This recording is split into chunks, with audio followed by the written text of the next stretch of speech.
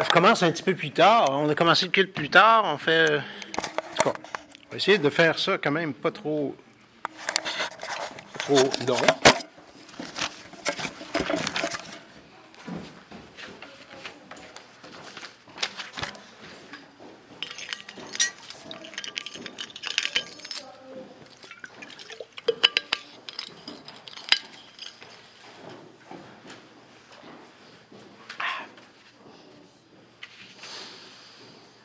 Troisième dimanche de l'Avent, et on continue notre petit cheminement dans le prologue de Jean. Prologue de Jean, Jean 1, Jean chapitre 1.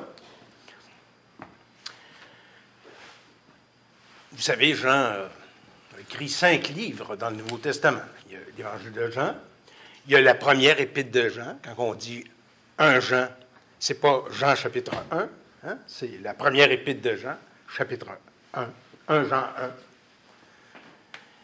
2 Jean, 3 Jean, et ensuite l'Apocalypse. Donc là, nous sommes dans l'Évangile de Jean, chapitre 1, Jean 1. Et le premier dimanche, nous avions parlé de la nature et la personne du Fils de Dieu et son action, particulièrement son action dans la création. Deuxième dimanche, la semaine passée, on a parlé que le Fils de Dieu donne la lumière. Il donne la vie et donne la lumière, particulièrement. Et aujourd'hui, ça va être l'application un petit peu de cela. Il donne la vie. Il donne la vie spirituelle. Il est à l'origine de notre vie spirituelle. Et c'est pour ça que j'ai étudié mon titre, le Fils de Dieu qui nous fait enfants de Dieu.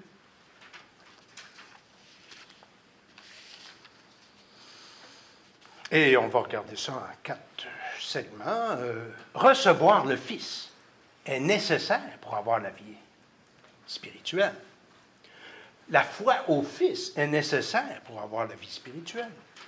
La foi au Fils nous permet de devenir enfants de Dieu. Et quatrièmement, cette vie spirituelle n'est pas héréditaire, ne découle pas de l'initiative humaine, mais elle vient de Dieu.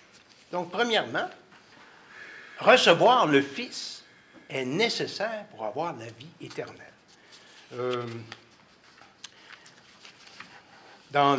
On va lire quand même, pour avoir le contexte, 1 à 14. Jean 1 et les versets 1 à 14. Et qui aimerait les lire, s'il vous plaît? Jean 1, 1 à 14. 14 versets d'affilée. Ah oui, Eliane. La page 103 dans les Bibles Colomb. Oui. Au commencement était la parole, et la parole était avec Dieu, et la parole était Dieu. Elle était au commencement avec Dieu.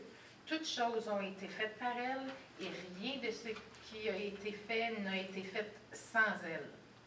En elle était la vie, et la vie était la lumière des hommes. La lumière luit dans les ténèbres, et les ténèbres ne l'ont point reçue. Il y eut un homme envoyé de Dieu. Son nom était Jean. Il vint pour servir de témoin, pour rendre témoignage à la lumière, afin que tous crussent par lui.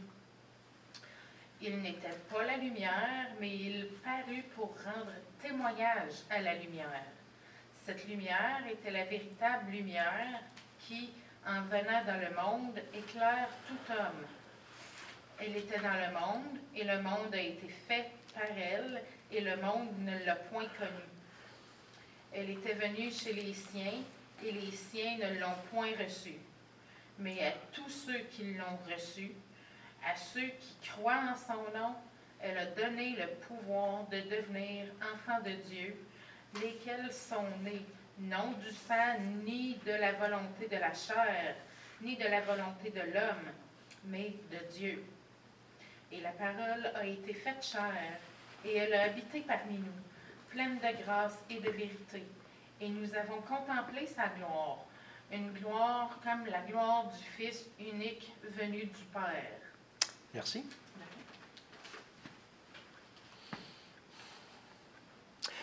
Donc, nous allons nous concentrer sur les versets 12 et 13. Le verset 11, par contre, nous permet de distinguer un peu ce qui suit. la lumière, la parole, qui est Jésus, comme on le voit au verset 14, elle est venue chez les siens. Et les siens ne l'ont pas reçue. Hein? Que ce soit, on fait référence aux Juifs, hein, qui ont rejeté leur maître, qu'on parle de sa nation, qu'on parle des leaders. En fait, ce qu'on avait souligné la semaine passée, c'est que nous étions tous représentés par ces gens-là. Et si nous avions été à leur place, nous aurions crucifié Jésus aussi, nous l'aurions rejeté. Bien sûr, on parle globalement, parce que comme je vous l'ai mentionné tout à l'heure, parmi cette foule, il y en a qui l'ont reçu. Et c'est pour ça qu'il est dit ici, à tous ceux qui l'ont reçu. Mais à tous ceux qui l'ont reçu, elle a donné le pouvoir de devenir enfants de Dieu à ceux qui croient en son nom. Donc, recevoir, il y en a qui ne le reçoivent pas, qui n'accueillent pas Jésus, mais d'autres l'accueillent. Il y a des mots dans la Bible, des petits mots qui sont des plus importants, qui nous aident à comprendre tout un chapitre. Et le mot « mais », wow, quand vous voyez un passage avec le mot « mais », on va voir que ça a toute une signification. Ça permet de faire une transition en un état de choses vers un autre état. Et c'est merveilleux. Regardez, tournez avec moi dans Romains 3. On a ce phénomène parce que le mot « mais », en grec c'est le mot « dé », mais bon, « mais », apparaît à un point dans le chapitre très stratégique, point charnière. Romains 3 et les versets 19 à 24. Romains 3, versets 19 à 24.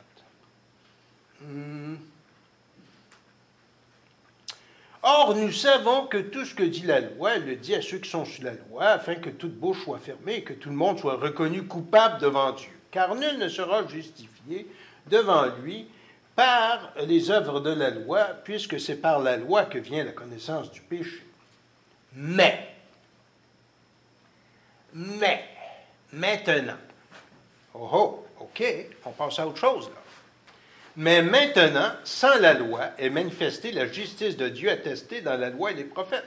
Justice de Dieu par la foi en Jésus-Christ, pour tous ceux qui croient. Car il n'y a pas de distinction. Tous ont péché, sont privés de la gloire de Dieu, et ils sont gratuitement justifiés par la grâce, sa grâce, par le moyen de la rédemption qui est en Jésus-Christ. Hein? Mais, donc, on fait la transition entre un état de choses, un état de condamnation en raison de notre infraction face à la loi de Dieu, la loi qui ne peut nous sauver, elle fait juste mettre en lumière nos infractions, et elle est un pédagogue, elle nous pointe vers Jésus-Christ qui, lui, a accompli la rédemption, et ce qui était nécessaire pour qu'on soit sauvé. Dans une autre section, l'apôtre Paul, encore, va nous décrire, dans Éphésiens 2, décrire de façon magistrale la grâce de Dieu avec ce même mot.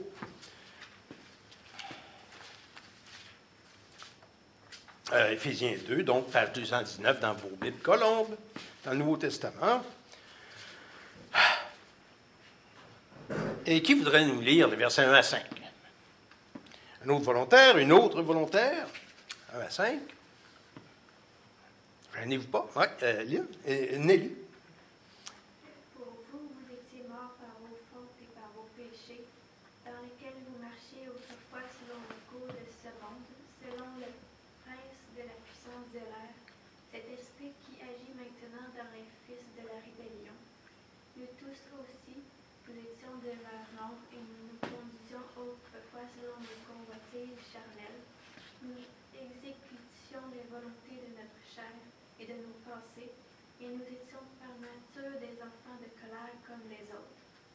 Mais Dieu est riche et en miséricorde, et à cause du grand amour dont il nous a aimés, nous qui étions morts par nos fautes, il nous a rendus à la vie avec le Christ. C'est par grâce que vous êtes sauvés. Wow! Hein? Mais, donc, on voit ici une transition entre un état lamentable, un état de déchéance, de mort spirituelle. Vous étiez morts par vos offenses et par vos péchés, dans lequel se trouve chaque être humain au départ, en raison du péché.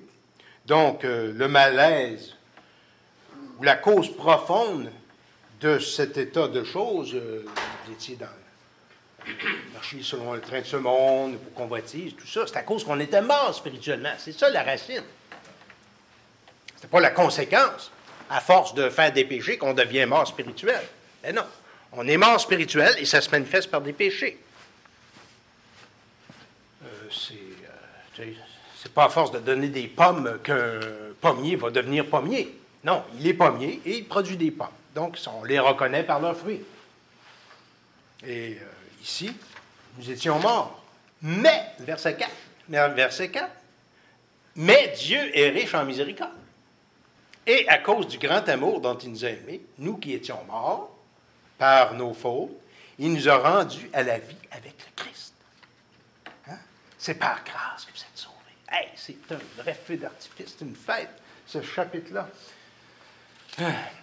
Et donc, le mot « mais » ici vient vraiment, là, c'est comme si on a le tambour, là, sitôt qu'on dit « mais », c'est comme le tambour qui vient annoncer le grand spectacle à grand déploiement de la grâce de Dieu. Et c'est si riche. Donc, Dieu nous fait passer d'un état de mort spirituelle, avec la prévalence du péché, vers un état de grâce, de résurrection spirituelle, la vie, le grand amour de Dieu. Et dans notre texte de Jean 1, c'est le même phénomène, on pourrait dire linguistique, pas juste linguistique, mais un phénomène spirituel qu'on voit illustré dans Jean 1. Hein? Un contraste entre le refus d'une grande majorité de gens, parce que c'est la majorité, la Bible dit que c'est la majorité qui refuse le Seigneur. Large est le chemin qui mène à la perdition. Il y en a beaucoup qui entrent par là, mais étroit et resserré, le chemin qui mène à la vie, il y en a peu qui le trouvent.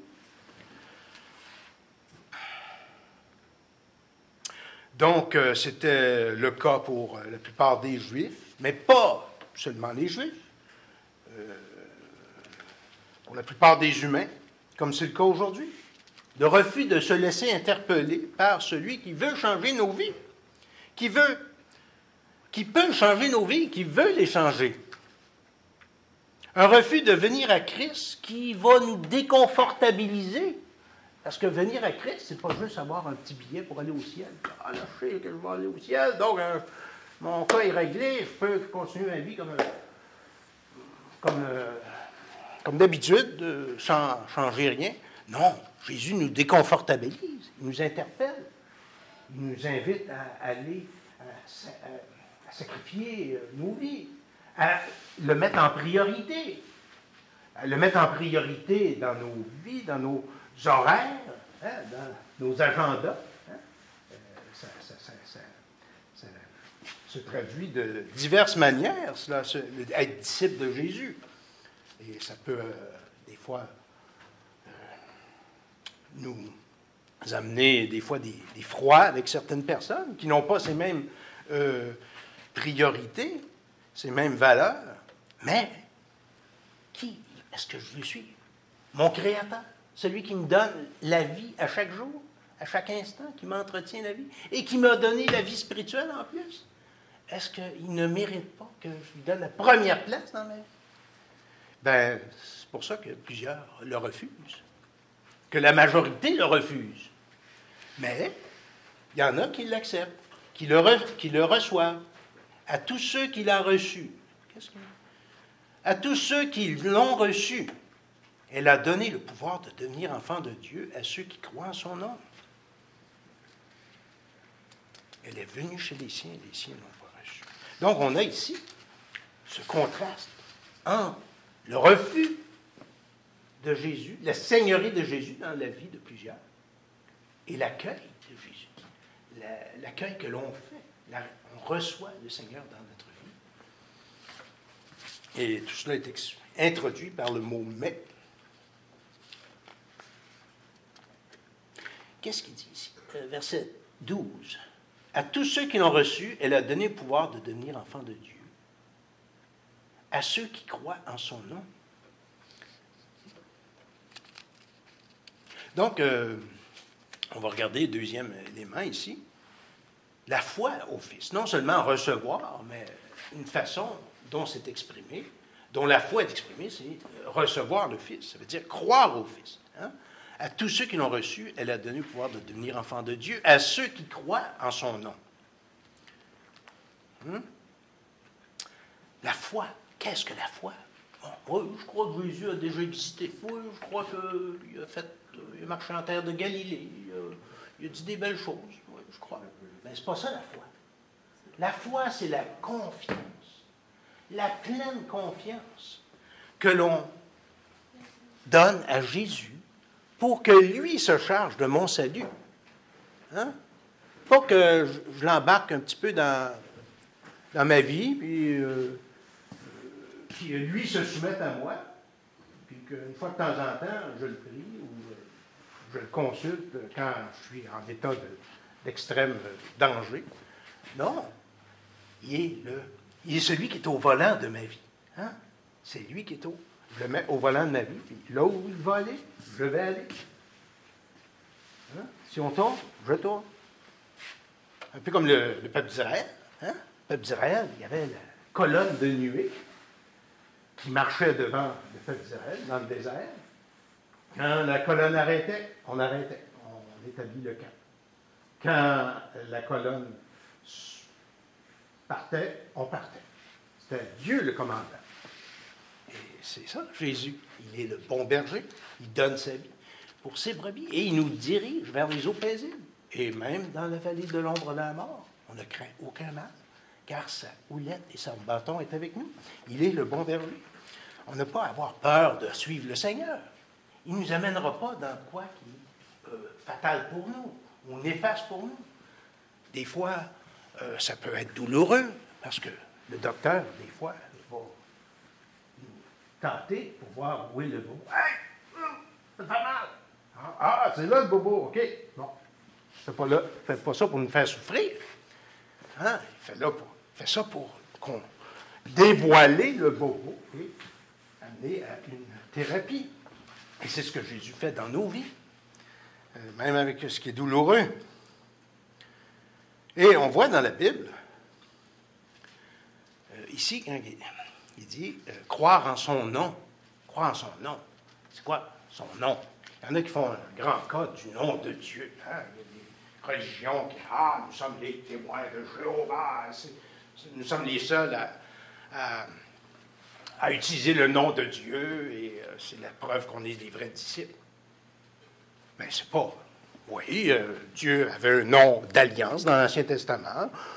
Au Moyen Âge, c'était le nom qu'on utilisait pour translittérer les termes, les lettres hébraïques, Jéhovah, oui. Mais plus tard, on a découvert que c'était plutôt Yahweh, la façon de traduire ces mots. Mais bon, dans nos Bibles françaises, on dit l'Éternel. Bon. Tout ça pour dire que le nom de Dieu, ou croire en son nom, c'est plus que des lettres. C'est plus que de prononcer un mantra, là, comme certains. Non. C'est... quand on parle du nom de Dieu, on parle de la personne qui est derrière le nom. Il y a beaucoup de psaumes qui parlent de cela. Ceux-ci s'appuient sur leur char. Psaume 20, verset 7. Psaume 20, verset 7. Ceux-ci s'appuient sur leur char, ceux-là sur leurs chevaux. Nous invoquons le nom de l'Éternel, notre Dieu. Hein? Pas juste qu'on invoque, on prononce certaines paroles et ça nous délivre. C'est pas magique, là. Non, c'est la personne qui est derrière le nom. Psaume 102, verset 21. Verset 15 aussi. Alors, les nations craindront le nom de l'Éternel et tous les rois de la terre ta gloire. Psaume 102, verset 21, afin qu'il publie dans Sion le nom de l'Éternel et ses louanges dans Jérusalem. Hein? C'est faire l'annonce non seulement du nom, mais de la personne qui est derrière le nom. Psaume 113, louez l'Éternel, serviteur de l'Éternel, louez le nom de l'Éternel. Et dans le Nouveau Testament, c'est la même chose. Acte 4, 30, quand les disciples se sont mis à faire des miracles, en étendant, ils prient le Seigneur, Seigneur, étends ta main, pour qu'il se fasse des guérisons, des miracles et des prodiges par le nom de ton saint serviteur Jésus. Le nom de Jésus. C'est pas juste le nom, on prononce un nom puis ça va marcher. Non, c'est la personne de Jésus qui est ressuscitée, et lorsqu'on l'invoque, on prononce son nom, c'est sûr, mais c'est lui qui agit. Et dans 1 Jean 3, 23, et c'est ici son commandement. La première épître de Jean, chapitre 3, verset 23. C'est ici son commandement, que nous croyons au nom de son Fils Jésus-Christ et que nous nous aimions les uns les autres. Hein, on croit en son nom. Mais ça veut dire qu'on croit en sa personne, qui est exprimée par son nom. Son nom, Jésus, en hébreu, c'est Yeshua. Hein? La forme abrégée de Yehoshua, qui veut dire Josué, qui veut dire Yahvé sauve, tout comme Josué a été celui dans l'Ancien Testament qui a introduit le peuple de Dieu dans la terre promise. Jésus est comme le Josué du Nouveau Testament qui nous introduit aussi dans le salut. Acte 10, 43. Tous les prophètes rendent de lui le témoignage que quiconque croit en lui reçoit par son nom le pardon des péchés. Hein? Tout ce que vous demanderez au Père en mon nom, je le ferai. Acte 13, 39.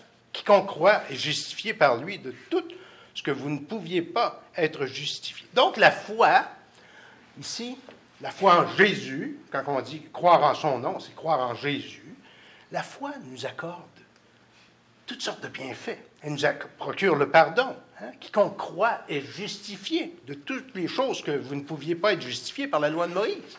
La loi nous condamne et Jésus nous justifie. La loi nous procure de la justification, plutôt la foi. C'est un mot, une lettre, mais qui est très importante. Je me suis trompé, ce n'est pas la loi qui nous procure la justification, c'est la foi.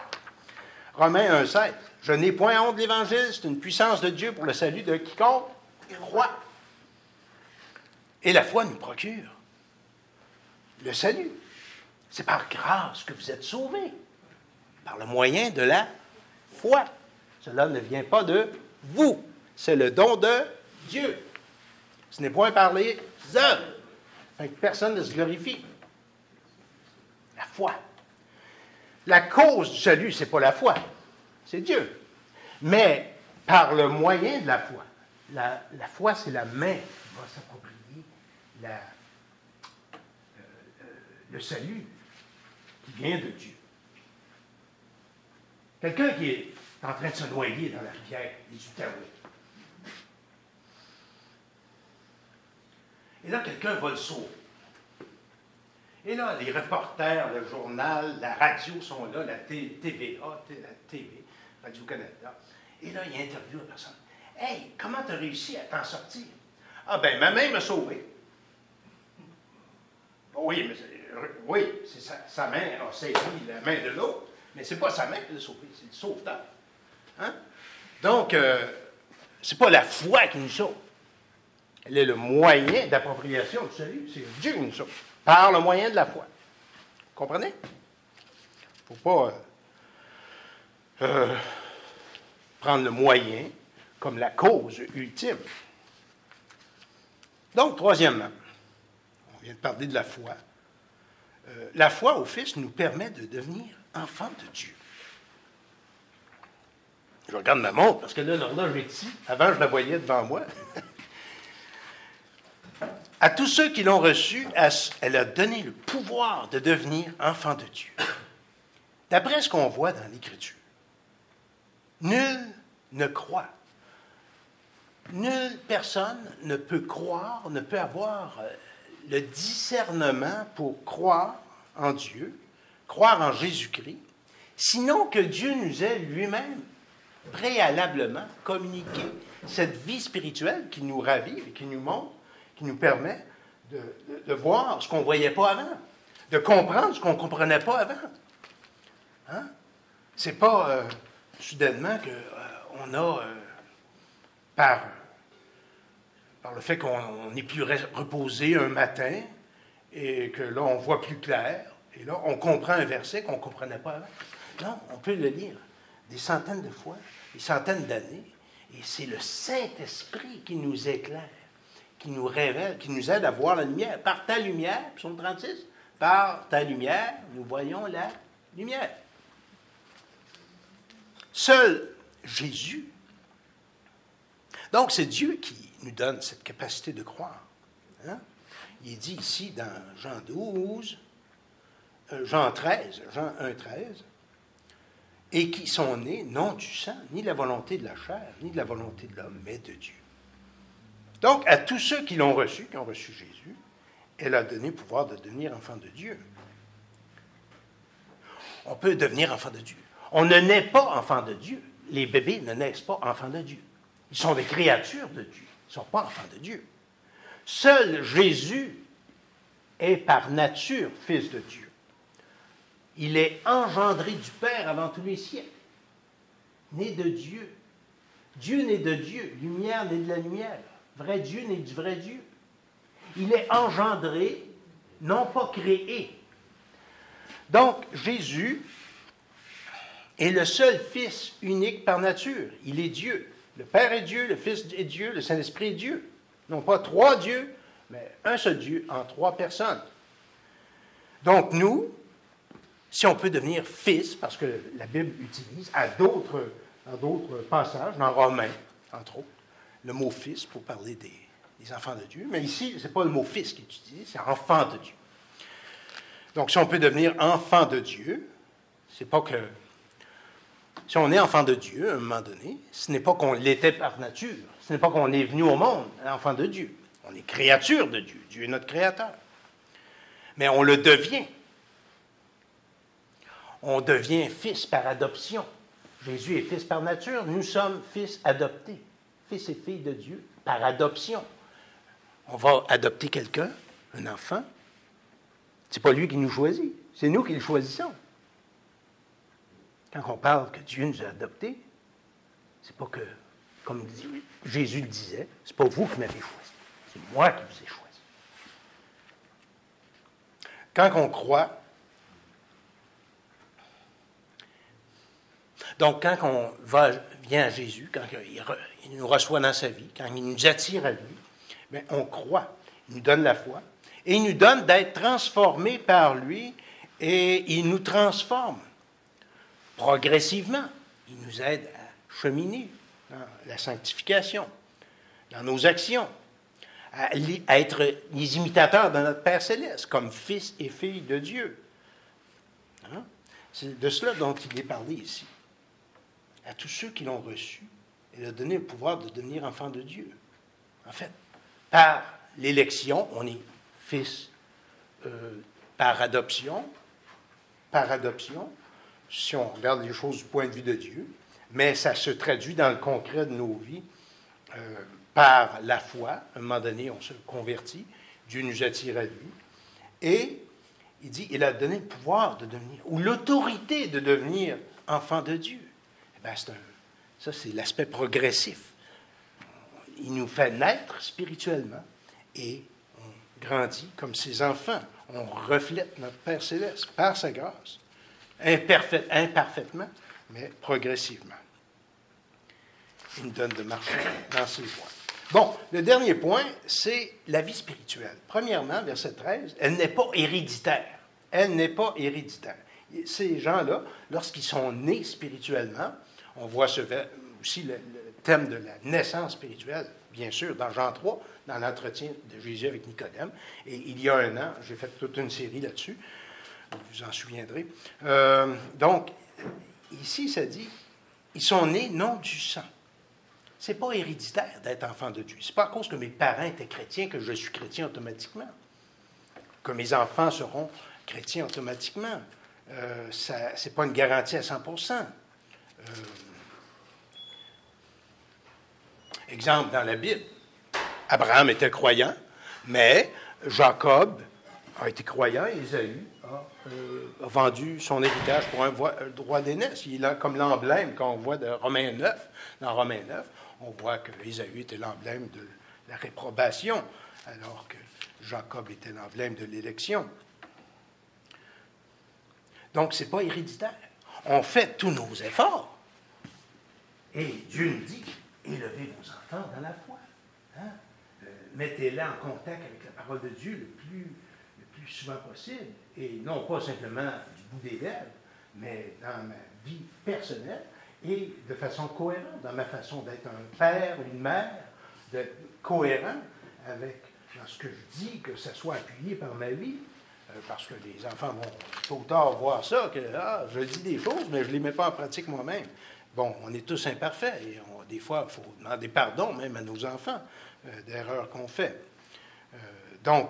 Mais ce n'est pas garanti, même avec tous les efforts qu'on peut faire, comme que nos enfants vont se convertir ou vont devenir enfants de Dieu. Mais on persévère. On persévère et quand il y a de la vie, il y a de l'espoir. Donc, ce n'est pas héréditaire. Et deuxièmement, ça ne vient pas de l'initiative humaine. Ils sont nés non du sang, ni de la volonté de la chair. Ça ne vient pas de l'initiative humaine que quelqu'un soit sauvé. Ce n'est pas lui qui amorce le processus du salut. Ah, ben, je pense que je vais faire une faveur à Dieu et je pense que je vais m'approcher de lui. Il y a des versets qui semblent aller dans ce sens-là, comme « Approchez-vous de Dieu et il s'approchera de vous ». Bon, on parle ici aux croyants, à ceux qui ont déjà la vie. Bien sûr, il y a un acte humain, il y a une disposition intérieure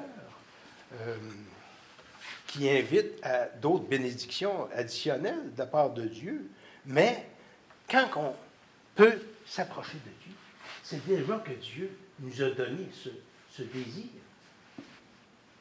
Lazare, dans son tombeau, était mort. Il n'y avait aucun potentiel pour répondre à l'appel de Jésus. Lazare sort. Il était mort. S'il a pu répondre à l'appel de sortir du tombeau, c'est que Jésus lui a donné la force par sa parole toute puissante, la parole qui a créé le monde, la parole qui a arrêté la tempête, cette même parole qui a guéri les malades, cette parole qui a fait que Lazare a répondu à l'appel et il est sorti du tombeau. Et lorsque la parole de Dieu vient dans mon cœur par le Saint-Esprit et elle éveille en moi la vie spirituelle qui n'était pas là, eh bien, elle me donne de répondre à l'appel. Et c'est pour ça que dans les Actes, on dit que Dieu a donné à Israël la repentance pour le pardon du péché. Dieu donne la vie et Dieu attire. Dans Jean 6, 44, « Nul ne peut venir au Père si le Père qui m'a envoyé ne l'attire. » Et Jésus a dit, « Tous ceux que le Père me donne viendront à moi, et je ne rejetterai pas, ne mettrai pas dehors celui qui vient à moi. » D'un côté, Dieu nous attire à lui, d'un autre côté, on vient à lui, et notre réponse, notre action est une réponse face à son initiative. Dans Romains 9,16, ça va dans le même sens.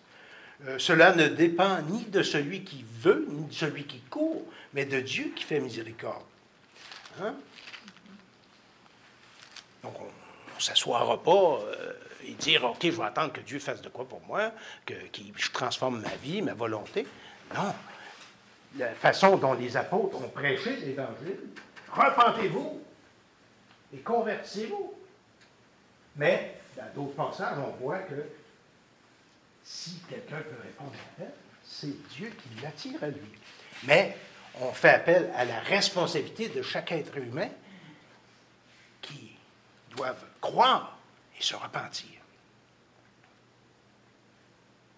Donc, ici, ce n'est pas héréditaire, ça ne vient pas de l'initiative humaine, c'est Dieu qui amorce le processus du salut. Et finalement, tout ça nous vient de Dieu. Hein? C'est selon la volonté de Dieu. Hein? Ils sont nés non du sang, ni de la volonté de la chair, ni de la volonté de l'homme, mais de Dieu. Ils sont nés de Dieu. Hein? Ce n'est pas le petit bébé dans le ventre de sa maman qui dit « Hey, j'aimerais ça être conçu. » Il me semble que ce sera le fun. Non? Aller voir le monde extérieur. Non. Mais non. Les parents ont l'initiative et, bon, l'enfant est conçu et À un moment donné, il prend conscience qu'il existe après être né, etc. Donc, c'est Dieu qui a l'initiative dans la naissance spirituelle. On ne se fait pas naître spirituellement soi-même. Ce n'est pas nous qui avons l'initiative dans notre naissance spirituelle. C'est Dieu qui a l'initiative. Et ça se manifeste tôt ou tard, comme le bébé. Il va sortir du ventre de sa mère. Il va lâcher un petit cri. OK, puis il a besoin de se nourrir du lait de la maman. Bon, pas pour devenir en vie, mais comme signe qui est vivant. Même chose, la foi, le cri, la prière, c'est pas ça qui, ce n'est pas la cause de mon salut, mais c'est la preuve que Dieu est déjà agissant dans ma vie. Donc, posons-nous la question. Est-ce qu'on a reçu le Fils? Pas le sacrement, pas la religion, pas la Bible. Est-ce qu'on a reçu le Fils? Est-ce qu'on a cru en lui seul?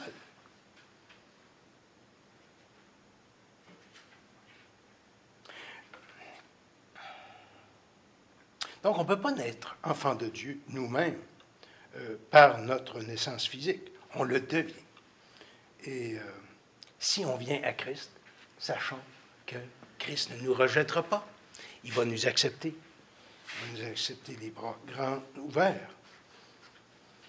Donc, que le Seigneur puisse accomplir ses décrets dans nos vies et nous rappeler son amour incommensurable et nous amener nous-mêmes, comme croyants, à prêcher ce beau message autour de nous, particulièrement en cette période de l'année qui est propice. Hein? Prions. Merci Seigneur pour ta parole, merci pour le fait que, même si plusieurs t'ont rejeté, et encore aujourd'hui, plusieurs te rejettent, bien, Seigneur, tu attends, tu es encore agissant, je devrais dire, à attirer tes brebis à toi, et tu utilises tes enfants pour proclamer ton beau message. Oui, Seigneur, accompagne-nous, utilise-nous par ta grâce dans ces semaines qui précèdent Noël, et toute l'année prochaine aussi, Seigneur. Donne-nous d'être attentifs à tes projets pour nous. Au nom de Jésus, Amen.